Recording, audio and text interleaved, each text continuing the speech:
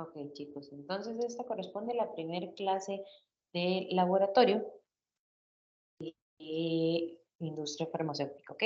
La clase va a iniciar con, con dos repasos, por decirlo de alguna forma. ¿Por qué dos repasos? Son muy rápidos y por eso voy a avanzar muy rápido en esta clase, porque los repasos son como tal, como su palabra lo dice, para repasar ciertas cosas que puede que a ustedes se les haya olvidado a lo largo de la carrera. Recordemos que nosotros llevamos fundamentos de microbiología iniciando la carrera y hasta ahora volvemos a tener contacto con algo de microbiología como tal, ¿verdad? Porque nos habíamos enfocado mucho en el área clínica. Entonces nosotros consideramos oportuno, digamos, que ustedes tengan un repaso, ¿ok? Voy a ir rápido porque lo que les digo son cosas que ya probablemente ustedes saben, muy pocas no conocen, entonces las vamos a ir conociendo. Este primer repaso se divide en dos partes. Una es del equipo de laboratorio y la segunda parte es de buenas prácticas, ¿de acuerdo? En cuanto a equipo de laboratorio, vamos a hablar primeramente de las asas microbiológicas. Existen dos tipos de asas. Tenemos las asas metálicas, que son como las que les vendieron ustedes en los estuches de inicio, digamos, con las que le vieron para fundamentos de microbiología, que se pueden esterilizar en la llama, son asas completamente reutilizables.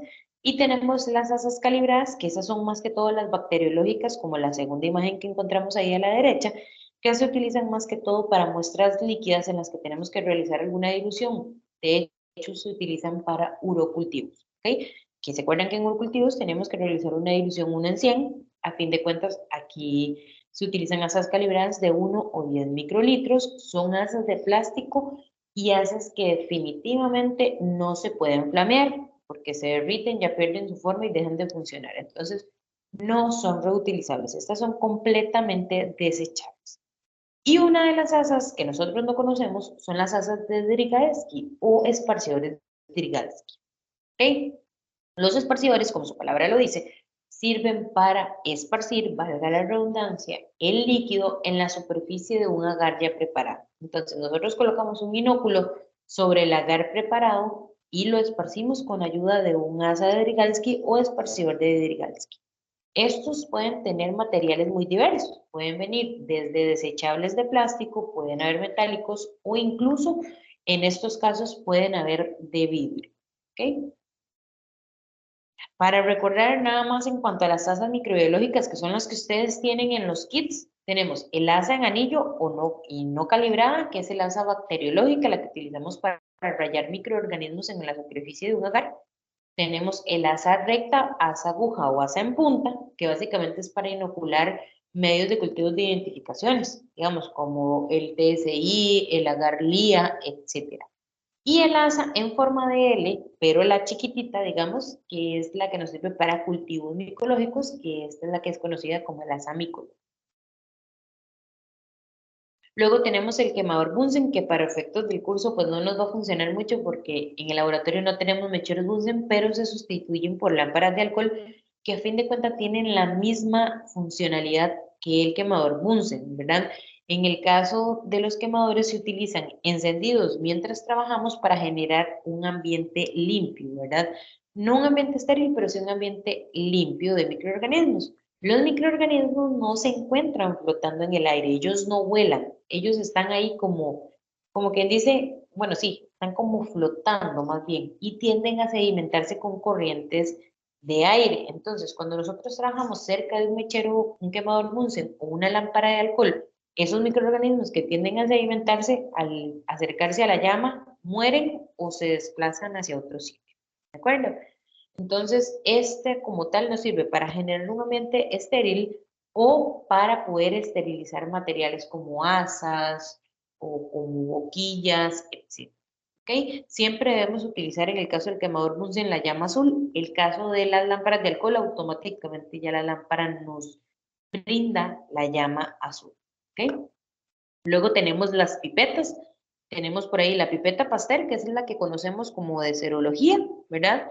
Que es únicamente más que todo un gotero, sirve para desplazar gotas, como tal no es un equipo volumétrico funcional dentro del laboratorio. Luego tenemos las pipetas volumétricas, la volumétrica de una sola medida y la graduada, ¿ok? La volumétrica, bueno, ambas son muy exactas, pero la volumétrica es mucho más exacta que la graduada.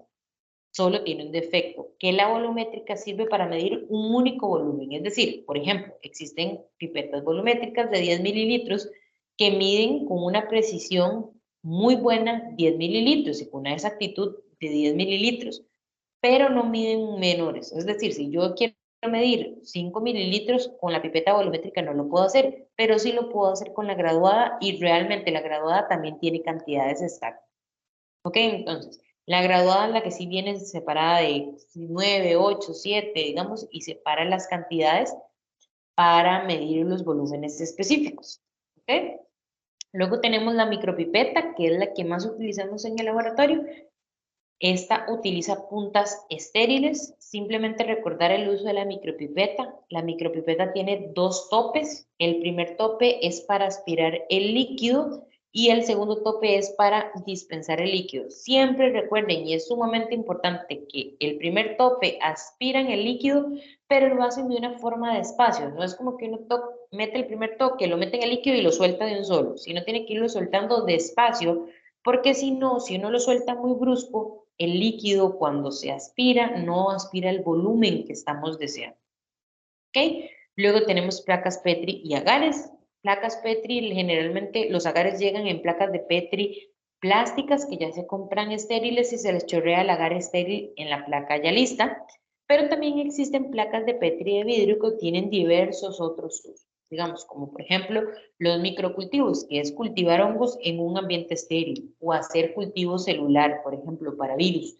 Entonces se utilizan las placas de vidrio, que son las que se pueden estar lavando y reesterilizando y no se tienen que comprar tantas placas de plástico. ¿De acuerdo? Importante, para los inóculos de placas con agar, nunca debemos abrir la placa completamente. La placa se destapa, se inocula y se vuelve a tapar, pero la tapa nunca debe de desprenderse completamente de la placa Petri como tal, de la base. Siempre debemos rotular los medios de cultivo, las placas con medios de cultivo, en la parte de la placa que tiene el medio de cultivo. ¿Por qué? Porque resulta que yo sé que todos ustedes se quieren y se llevan muy bien, pero si a ustedes algún día le caen mal a un compañero, les cambió las tapas y ustedes lo rotularon en las tapas, se les va a confundir y van a reportar después un resultado no fidedigno. Entonces, siempre tienen que rotular en el lado del agar. Ahí les pueden cambiar 1000 tapas, pero si ustedes rotularon por la parte del agar, no hay forma de que el inóculo cambie. ¿De acuerdo? Luego tenemos los medios de cultivo líquidos. Estos, algunos se utilizan para identificaciones, pero en general los medios de cultivo líquidos se utilizan para enriquecer bacterias que han estado por ahí pobres o maltratadas. Entonces, por decirlo así, es como la forma en que la alimentan y la ponen pochotona, ¿verdad? Después tenemos los agares, que son los que se encuentran en placas de Petri o en tubos, pero inclinados. Los agares son los que sí se solidifican. Y tenemos contenedores por ahí, ¿verdad? Erlenmeyers, Vickers, Eppendorf, tubos de ensayo. Los Eppendorf son los que más utilizaron ustedes en el laboratorio, porque inclusive los Eppendorf ustedes los utilizaban para guardar muestras. Generalmente son para pequeñas cantidades, porque los límites de los Eppendorf más utilizados es de 1.5 mililitros, ¿ok? El Meyer y Vickers son más que todo contenedores, pero no funcionan realmente como un equipo volumétrico como tal. Y los tubos de ensayo, bueno, ya los conocen, los van a topar en el laboratorio, pero con solución salina o con algún tipo de medio de cultivo especial, por ahí. ¿Ok? Luego tenemos Vortex, que el Vortex lo que es un homogenizador como tal. Entonces, cuando ustedes tienen un tubo con un medio de cultivo y quieren, digamos, homogenizarlo, lo pasan por el Vortex y este les homogeniza el inóculo para que ustedes no tengan que moverlo y evitar accidentes. Las gradillas de tubos y las torundas. Ok, importante, las torundas les van a llamar de muchas formas. Torundas, hisopos de madera, hisopos de algodón, etcétera. Pero siempre cuando ustedes escuchen dentro del laboratorio torunda, nos referimos a esto, a los que son aplicadores de madera. ¿De acuerdo? Luego tenemos la cámara de flujo laminar, que como tal nosotros no vamos a trabajar en cámara de flujo laminar, pues el laboratorio que se nos asignó no tiene cámara de flujo laminar. Básicamente lo que sirve o para lo que sirve estas cámaras es para que ustedes trabajen dentro de la cámara y dentro de la cámara esté un ambiente muy controlado, se controla mediante aire, se controla con filtros, temperaturas, incluso después de terminar de trabajar dentro de una cámara de flujo laminar hay que colocar la luz ultravioleta para que se eliminen microorganismos que pudieron quedar por ahí. Y luego tenemos bombas de vacío. La bomba de vacío la vamos a utilizar más que todo en el laboratorio de aguas en el que tenemos que filtrar el agua. Entonces, básicamente lo que hacemos o lo que hace la bomba de vacío es precisamente eso, generar un vacío. ¿Ok? Regálame un segundo. De generar un vacío, perdón, y hacer pasar el agua por una membrana filtrante y eso se coloca en la superficie. Pero eso lo vamos a ver mejor cuando nos toque aguas. Pero básicamente esa que está ahí abajo es la bomba de vacío. Luego vamos a ver buenas prácticas. Resulta que dentro del laboratorio nosotros esperamos siempre de ustedes que tengan este tipo de buenas prácticas, pero no pasa siempre, ¿ok? Cosas importantes que deben de tomar en cuenta respecto a la rotulación y escritura de las placas. Las placas deben de tener muchos datos. Entonces, si ustedes rotulan en el centro, como la imagen que está ahí arriba hacia la derecha, van a ver que la rotulación, digamos, tapa la visibilidad del agar, entonces no podríamos ver con claridad si hay crecimiento bacteriano o no. La forma correcta de rotular es como la que está encerrada en un círculo verde, que es rotular por los bordes de la placa. Nunca por el centro, sino por los bordes. No importa si tienen que darle vuelta a la redonda a la placa, pero siempre por los bordes. Siempre deben de tener la metodología o de definir claramente qué muestra hay ahí, digamos que ustedes digan, ok, es un vaciado, es un esparcido, etcétera, la fecha, las iniciales de quien lo hace, ¿ok? ¿Por qué? Porque el día que ustedes llegan a hacer la lectura tienen que estar completamente claros de cuáles son sus placas. Adicional a que si por alguna razón en algún momento alguien hace la lectura por ustedes, tiene que saber perfectamente bien qué placa corresponde a qué muestra. ¿Ok? Siempre nombres científicos, en el caso de que utilicen un medio, un microorganismo debe ir bien escrito y subrayado. ¿Ok? En el caso de la esterilización de las asas se esterilizan de la forma en la que está en la imagen de ahí, colocando el asa en el centro de la llama hasta que esté rojo incandescente o naranja. Después hay que dejarlas enfriar, no hay que agitarlas para que se enfríen, sino dejarlas enfriar a ambiente. Importante, las asas siempre se esterilizan la primera vez del uso, digamos, al inicio del día, deben de esterilizar el asa desde la punta hasta la base, es decir, hasta donde el asa pega con la base que nosotros tocamos, ¿verdad? Toda debemos de esterilizarla. Ya después, en el uso, podemos esterilizar solamente la punta, digamos, o lo que toca el inóculo, pero siempre al inicio sí debemos esterilizarla toda, ¿ok? Y dejarla enfriar al ambiente sin agitarla. También debemos de tener cuidado, evidentemente, de no usarla caliente e ir a matar microorganismos, ¿ok? Luego tenemos la micropipeta, lo que les decía, traten de manejar siempre la micropipeta con una mano, como se observa en la imagen ahí. Los 4 dedos frontales sostienen el cuerpo de la micropipeta y el pulgar es el que va a manejar la palanca del tope. El primer tope aspiran y para dispensar, perdón, con el segundo tope. ¿Ok? Vamos a ver qué más. En cuanto a lo que les decía ahora del quemador Bunsen, siempre tenerlo cerca, o la lámpara de alcohol, siempre tenerla seca, cerca, perdón. Todo material que nosotros vayamos a utilizar tiene que flamearse. Entonces, si utilizan un tubo de ensayo, lo destapan, lo flamean, lo trabajan, lo vuelven a flamear, lo tapan y lo guardan. Si van a chorrear agares, destapan la botella, flamean la botella, chorrean el agar, la tapan y la guardan. ¿Ok? Pero siempre acostúmbrense a flamear las boquillas, porque cuando ustedes destapan, ustedes están generando una manipulación en las boquillas y eso podría generar una contaminación. Entonces, siempre flamear boquillas. Y eso es una de las cosas en las que yo voy a estar detrás de ustedes en el laboratorio. Entonces, procuren siempre flamear. ¿Ok? En el caso de cuando tengan que chorrear agar, siempre esperen que el agar esté frío, perdón, no tan frío como para que se vaya a solidificar, pero tampoco tan caliente, porque si ustedes le chorrean agar caliente encima a un microorganismo, se va a morir. ¿Ok? Ellos son un poco sensibles, entonces no hay que chorrearles muy caliente. ¿Ok? El grosor ideal de las placas es medio porque un grosor muy delgado provoca deshidratación del medio de cultivo.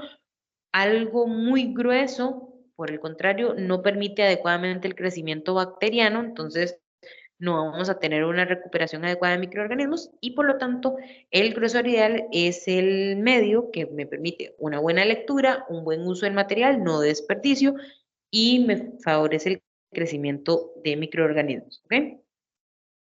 En cuanto a las inoculaciones de las placas de Petri, lo que les decía ahora, siempre manejar estos esquemas de estas imágenes, nunca destapando la placa de Petri. Hay varias opciones, que ustedes tengan la placa en la mesa y como las dos imágenes de abajo, destapen con una mano, inoculan con la otra y vuelven a tapar, pero la tapa nunca se desprende del todo de la placa.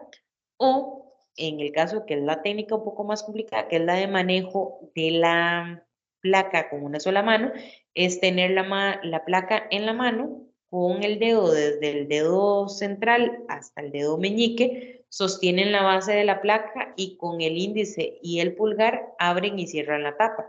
Esa técnica ocupa un poco más de práctica, ¿verdad? Si ustedes no lo saben hacer, pues mejor no se arriesguen y realicen los inóculos en la mesa, ¿verdad? Abren la tapita, inoculan y lo vuelven a tapar. Pero siempre, siempre, siempre cerca del mechero Bunsen. ¿Ok? En cuanto a la incubación, las placas siempre se deben de incubar con el agar viendo hacia abajo. Es decir, lo que toca la superficie es la tapa y no donde está el agar. Por decirlo de alguna forma, siempre la rotulación debe de quedar hacia arriba. ¿Ok?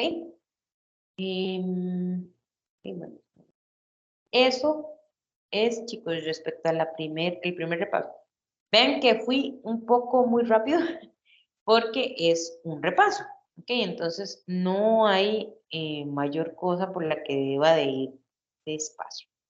Ahora vamos a ver el segundo repaso y lo que vamos a hacer en este primer laboratorio, ¿ok? Para que no lleguen tan perdidos al laboratorio como tal. Igual, yo el procedimiento se los vuelvo a explicar en el laboratorio, pero es más que todo como para que lo tengamos ahí presente. Entonces, repaso 2, vamos a ver lo que es técnica séptica, que es parte de la práctica, diluciones, que también es parte de la práctica, y un poco de bioseguridad para que también no se les vaya a olvidar. ¿Ok? En cuanto a la bioseguridad, bioseguridad es cualquier medida que tomemos nosotros para evitar contaminaciones, tanto de la muestra que estamos analizando como hacia nosotros. Es decir, no irnos a contaminar nosotros también con la muestra porque no tendría sentido. ¿Ok? Generalmente existen 4 niveles de bioseguridad, desde el nivel más bajo, que es el 1, hasta el nivel más alto, que es la bioseguridad nivel 4, que ni siquiera encontramos en el país. ¿De qué va a depender esos niveles de bioseguridad? De los microorganismos que se trabajen dentro del laboratorio. ¿Ok? Cosas que siempre nos dicen a nosotros, desde clínica hasta microbiología, es que debemos de pensar que todas las muestras son potencialmente infecciosas. Eso es más o menos cuando le decían a uno que uno tenía que pensar que todo paciente es infeccioso, entonces uno eh, cuidarse y utilizar su material de protección. Igual es para casos, digamos, como estos. Análisis microbiológicos, ustedes van a pensar que todas las muestras que están montando son infecciosos, entonces protegerse de ellos, ¿ok? Siempre deben de utilizar tabacha, guantes y así como es fundamental el lavado de manos. Sepan bien, y eso es importantísimo, que ustedes sepan bien dónde descartar el material. En el rojo va todo aquello que tenga un contenido biológico o que tenga potencialmente un microorganismo infeccioso. Rojo de punzocortantes van todos aquellos materiales que puedan romper la bolsa y generar una perforación en la piel de los recolectores. Y los basureros negros es para descartar material común. Es decir, si ustedes llegaron y agarraron una servilleta con la que se secaron las manos después de lavárselas, lo botan en el negro y no en el rojo. ¿Ok? Bueno, todos los que tengan el cabello largo deben de amarrar su cabello, más nosotros que trabajamos con lámparas de alcohol, que se les puede quemar el cabello, entonces siempre amarrar bien su cabello, nunca pipetear con la boca. ¿Ok? Y esto es lo de bioseguridad, los 4 niveles de bioseguridad. Viéndolos a grosso modo, es el nivel de bioseguridad 1 es el nivel más bajo. Aquí casi no trabajamos con microorganismos que generen una amenaza. Luego tenemos la bioseguridad nivel 2, que es más o menos los laboratorios que tenemos en la universidad, que ya se trabajan microorganismos que sí pueden, digamos, generar una enfermedad, pero no son, o sea, tienen un riesgo moderado. Tenemos bioseguridad nivel 3 que ya trabajamos con agentes peligrosos que llegan, digamos, o que infectan por aerosoles. En el país, solamente el laboratorio de Inciensa y el de investigaciones de enfermedades tropicales de la UCR tienen un bioseguridad nivel 3. Y la bioseguridad nivel 4 que no la encontramos en el país, lo encontramos como en el CDC de Atlanta, ya son agentes extremadamente peligrosos, agentes que son de riesgo de muerte. ¿Ok? Ahora sí, vamos entrando en lo que es el laboratorio. Ya que hicimos el repaso así a grosso modo de lo que ustedes tienen que saber para el laboratorio, vamos ahora sí viendo qué es lo que vamos a ir a hacer a este primer laboratorio. Como les decía, vamos a hacer técnica séptica y vamos a hacer diluciones. Resulta que la técnica séptica es un procedimiento que ustedes hacen de simulación. ¿Por qué les digo simulación? Porque en el procesamiento de técnica séptica ustedes van a elaborar un procedimiento de análisis, pero no van a utilizar muestras. Es decir, ustedes van a trabajar con medios de cultivo estériles, con materiales estériles, van a trabajar en un ambiente limpio, pero no van a agregar ninguna muestra. Entonces, ¿qué se esperaría al final? Que ustedes no tengan un crecimiento bacteriano porque al no agregar una muestra y trabajar con materiales estériles no debería crecer microorganismos. Si crecen microorganismos, quiere decir que ahí hay una contaminación y en alguna parte del proceso se les contaminó. Entonces, siempre la técnica séptica se utiliza para validar que la técnica que nosotros utilizamos es la adecuada y que no está contaminando las muestras. ¿Ok?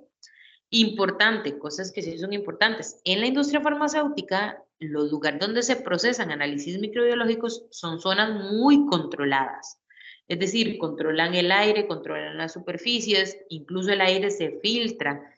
En el caso de los laboratorios que nosotros trabajamos o utilizamos para docencia, no tienen este tipo de control. Entonces, la probabilidad de que a ustedes se les contamine la muestra es muy alta. ¿Ok? Pero eso no quiere decir que ya por eso ustedes se van a confiar y no van a trabajar adecuadamente. Traten siempre de trabajar con todas las técnicas asépticas, flamear boquillas, esterilizar bien asas, trabajar cerca del mechero, no destapar las placas, etcétera, etcétera, etcétera, para evitar que se les vayan a contaminar. Pero no quiere decir que el hecho de que a ustedes se les contamine es todo culpa de ustedes porque también hay un factor ambiente que no está contribuyendo. ¿Ok? Luego tenemos, bueno, asegurar la integridad del analista, evitando que tenga potenciales patógenos y también evitar que éste genere una contaminación a la muestra. Buenas prácticas, lo que les decía, siempre limpiar la superficie con alcohol de 70, siempre usar guantes, encender un quemador Bunsen o trabajar en una cámara de flujo laminar para generar un ambiente estéril. Durante todo el trabajo de laboratorio, cualquier cosa que ustedes abran, sean botellas, tubos, Erlenmeyer, cualquier cosa, se deben de flamear, excepto las pipetas de vidrio. Ese es el único equipo volumétrico que vamos a utilizar con líquidos que no se va a flamear. Después de ahí, todo lo demás se flamea, idealmente cuando se destapa y cuando se va a volver a tapar. Lo que les decía, en industria se trabaja con cargas microbianas bajas, por lo que la técnica séptica es esencial. La contaminación durante el proceso puede generar graves errores y pérdidas para la empresa. Recuerden que el hecho de que ustedes ingresen a una industria farmacéutica, un microorganismo no solo va a hacer que contamine la muestra con la que ustedes trabajan, sino que ese microorganismo va a quedar dentro de la empresa por ahí, flotando, dando vueltas y va a contaminar otros productos. Entonces siempre es importante trabajar con la técnica séptica adecuada. ¿Ok? Lo que les decía, esterilizar las asas hasta que estén de color naranja, no sacudirlas porque pueden generar aerosoles y contaminarse. Las asas siempre deben de estar cuando están enfriándose cerca del mechero, es decir, en el campo estéril, y al chorrear los agares siempre van a estar igual cerca de las lámparas de alcohol y dejarlas enfriar hacia arriba. ¿Ok? En cuanto al control de la contaminación, es importante que nosotros realicemos ese tipo de técnicas como la de técnica séptica para ver que efectivamente se está generando o no una contaminación, si es por mala manipulación, si es por una negligencia en el momento del montaje de la muestra, o si, como les decía, es por un monitoreo ambiental o un ambiente contaminado que eventualmente llega a contaminar las muestras. Pero de eso se trata el control de contaminación, de saber, ok, hay contaminación, ¿de dónde proviene esa contaminación? ¿Verdad? Por ahí tenemos 4 lugares esenciales de donde provienen las contaminaciones, ¿verdad? Son 4 fuentes básicas. Tenemos el aire, los materiales con los que trabajamos, la manipulación humana y las superficies, ¿verdad? La manipulación humana es la responsable del 80% de las contaminaciones. Es decir, nosotros tenemos la culpa del 80% de las contaminaciones que se generan en la industria farmacéutica. ¿Ok? Llámese escamas de piel, la manipulación, cabello, cosméticos, cremas de maquillaje, saliva, la ropa, etc. El aire, lo que les decía, en el laboratorio que nosotros vamos a trabajar, el aire ni siquiera está controlado, no se filtra, entonces es un aire que no está controlado. Los materiales es todo aquello que nosotros utilizamos para la manufactura del producto o dispositivo farmacéutico. Y las superficies, como tal, ya sea superficies de equipos o superficies de mesas en las que estamos trabajando, etc. ¿Ok? Bueno, esto es lo que les decía. ¿Cómo podemos evitar contaminaciones? En el caso de las personas que utilicen cobertores de cabello, zapatos, ojos, que se laven las manos, que usen guantes, que tengan desinfectantes a la hora de entrada o salida. No es, digamos, aceptado entre la industria que para un análisis se utilice maquillaje, cremas, joyerías. En el caso del aire, que el aire debe ser filtrado, que tenga un flujo de aire laminar, es decir, en una dirección. Materiales, siempre todos aquellos que utilicemos, digamos, para el ensamblaje del producto. Se recomienda siempre elaborar limpieza, desinfección, que sean materiales no porosos ni que tengan esquinas donde se pueda acumular el polvo o partículas. Entonces, esto es el caso de las personas, lo que se recomienda dentro de la industria, que utilicen guantes, trajes especiales, ojalá máscara, cubre zapatos, etcétera, para que no generen una contaminación. Y este es el caso del aire. Todos esos círculos azules que ustedes ven en el techo son filtros, ¿verdad? Entonces, ¿qué es lo que se espera? Que en esos filtros el aire queden atrapados microorganismos y partículas y no estén rondando ahí por el pasillo. Esos filtros que filtran, valga la redundancia, el aire, se llaman EPA. ¿Ok? Y los vamos a ver más profundamente cuando veamos la clase de partículas viables y no viables. ¿Ok? Esto es lo que les decía de los acabados de los cuartos, que las superficies, que las esquinas, perdón, sean redondeadas, jamás cuadradas, digamos, el piso, si ustedes lo notan, es una sola lámina, no hay hueco, no hay porosidades por ahí. Las superficies, bueno, son claras, todas las superficies se deben de limpiar y desinfectar, incluidas paredes y techos, ¿ok? Para evitar la acumulación de polvo. Y por último tenemos las diluciones. Las diluciones, chicos, se hacen de forma que lo que hacemos es disminuir la concentración. Por decirles algo, bueno, en el caso de, por ejemplo, serología, ustedes hacían diluciones, ¿verdad? Que lo que hacíamos nosotros era diluir la muestra a un nivel contable para nosotros poder calcular el valor original, ¿verdad? Eso es lo que hacemos en industria. Entonces, si ustedes tienen una muestra de un jarabe que tiene 5 millones de bacterias por mililitro de jarabe, ustedes colocan 1 mililitro de ese jarabe en la superficie de un agar y ustedes es imposible que cuenten 5.000 millones de bacterias ahí. Entonces, ¿qué es lo que uno hace? Uno va diluyendo la muestra hasta tener un número contable de microorganismos y conociendo el factor de dilución o sabiendo cuántas veces diluí la muestra, yo puedo saber cuál es la concentración de microorganismos de la muestra original. Pero siempre es importante eso, conocer el factor de dilución o cuántas veces he diluido la muestra como tal. Tenemos por ahí el volumen del diluente, volumen de transferencia y el volumen total. Recuerden que las diluciones seriadas lo que se hace es pasar, digamos, tenemos 5 tubos, pasamos del primer tubo al segundo tubo, homogeneizamos, del segundo tubo al tercer tubo, homogeneizamos, del tercer tubo al cuarto tubo, homogeneizamos y así sucesivamente. En el caso de serología, nosotros utilizábamos diluciones en factor 2. En el caso de alimentos o de farmacia, nosotros realizamos diluciones en factor 10. Es decir, nosotros hacemos diluciones en lugar de 1 en 2, 1 en 4, 1 en 6, 1 en 8. Perdón, 1 en 2, 1 en 4, 1 en 8, 1 en 16. Aquí hacemos 1 en 10, 1 en 100, 1 en 1000, 1 en 10.000, 1 en 100.000, 1 en 1.000.000, etc. ¿Okay? Pero siempre es importante eso, de saber el factor de dilución. Entonces, tenemos el volumen del diluente, luego tenemos el volumen de transferencia, que es el volumen que traemos de la dilución anterior a esta nueva dilución, y el volumen total es el volumen final que queda después de la homogenización. ¿Ok?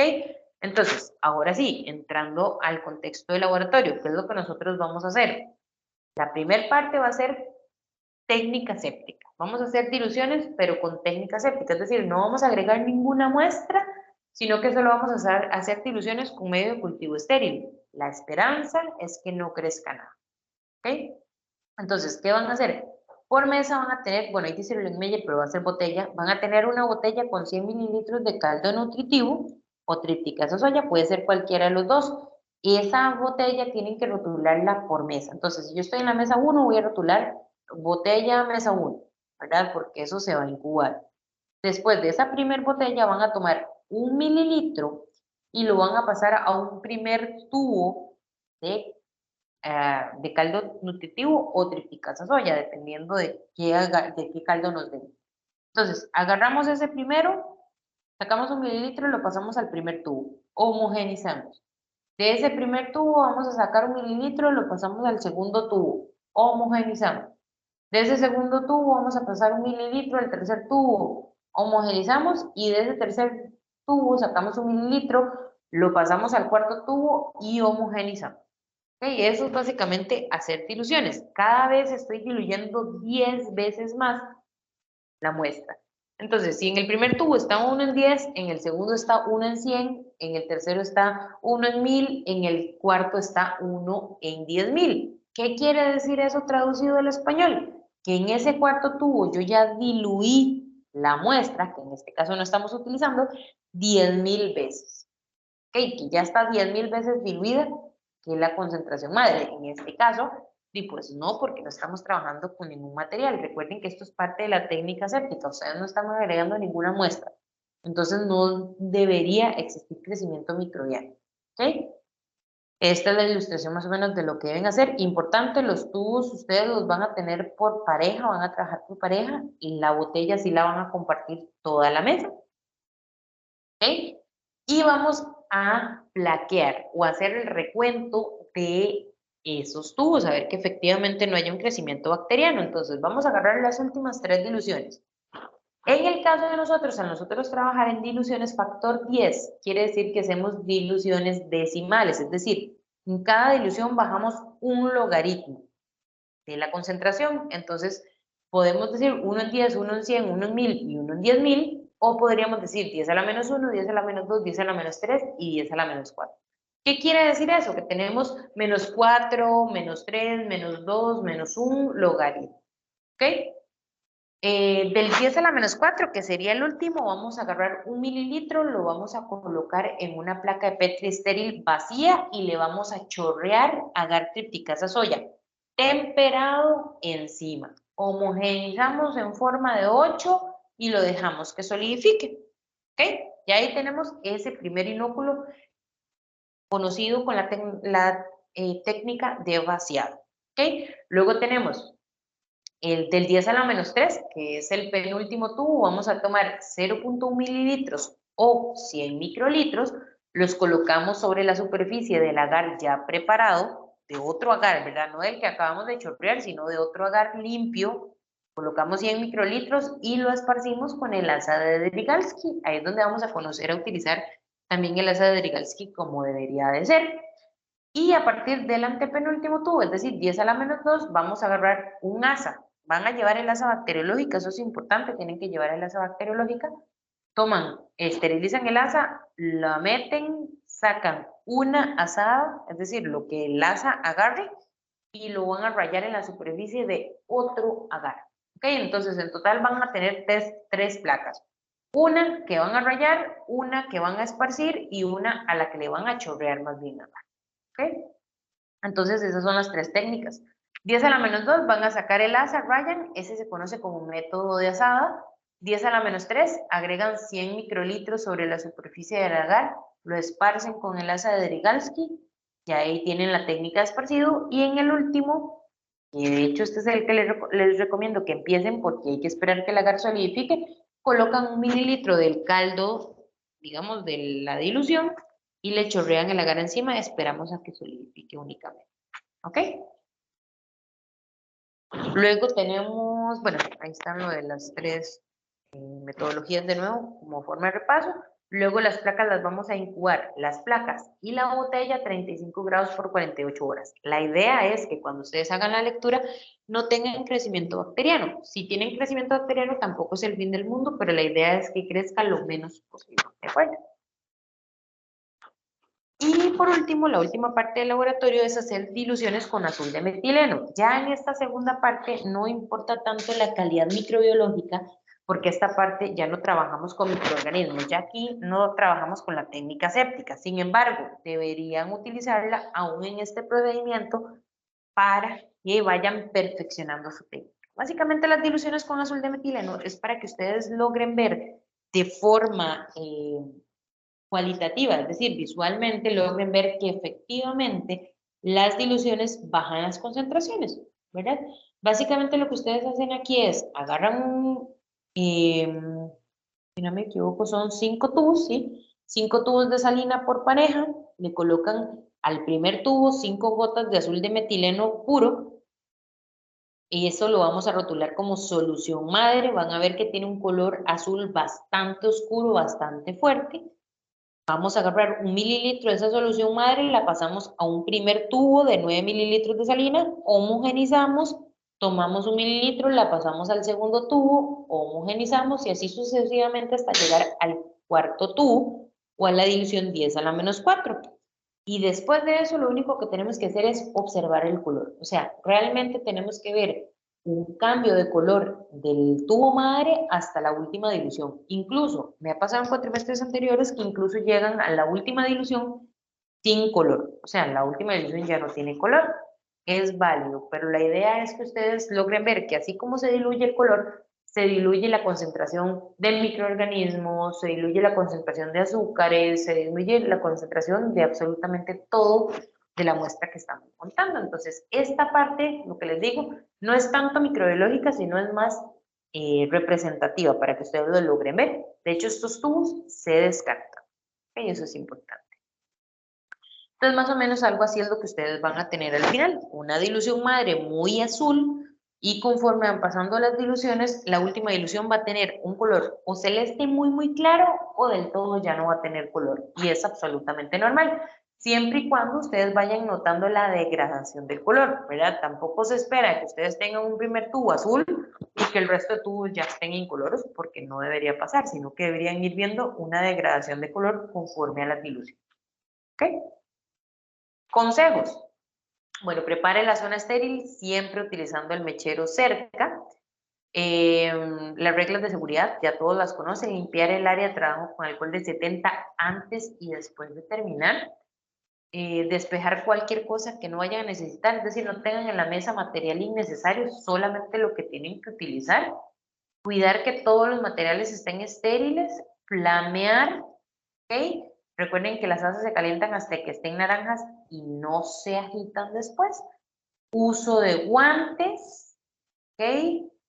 Siempre desechar bien donde vayan cada desecho, ¿verdad? Saber usar bien los descartadores. Flamear las tapas y botellas, siempre flamearle los cuellos antes de utilizar. La gabacha es obligatoria y una vez finalizado el trabajo, limpiar la zona con alcohol de 70. ¿Ok?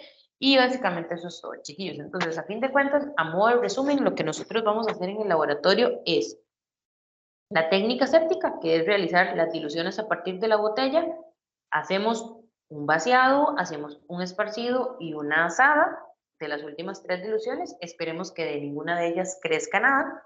Y la segunda parte es la que van a hacer con el azul de metileno, que básicamente es más que todo un asunto visual, ¿ok? Para que puedan conservar. Ahora bien, como último detalle, lo que tienen que llevar al laboratorio es cabacha, guantes, siempre lleven más de un par de guantes porque a veces se les rompen los guantes y se quedan sin nada. Entonces, cabacha, guantes, un marcador tipo Sharpie para que puedan rotular las placas, masking para que puedan unir todas las placas juntas y que no se pierdan, ¿verdad? Entonces, todas las placas queden ahí juntas. El masking, el Sharpie, los guantes, la cabacha. Y para este primer laboratorio, únicamente para este primer laboratorio, tienen que llevar el asa bacteriológica, ¿ok? Recuerden eso, porque cada uno tiene que tener la de fundamentos de micro de cuando la compraron. Entonces, solo para este laboratorio tienen que llevar el asa bacteriológica y encendedor, ¿ok? Para que enciendan los mecheros. Entonces, a fin de cuentas, son 6 materiales para que los memoricen. Cabacha, guantes, masking, rotulador, encendedor y el asa bacteriológica, ¿ok? Y eso sería entonces todo para esta semana. Nos estamos viendo entonces la próxima semana en laboratorio. Chicos, que tengan excelente semana y nos vemos el próximo fin de semana en el laboratorio.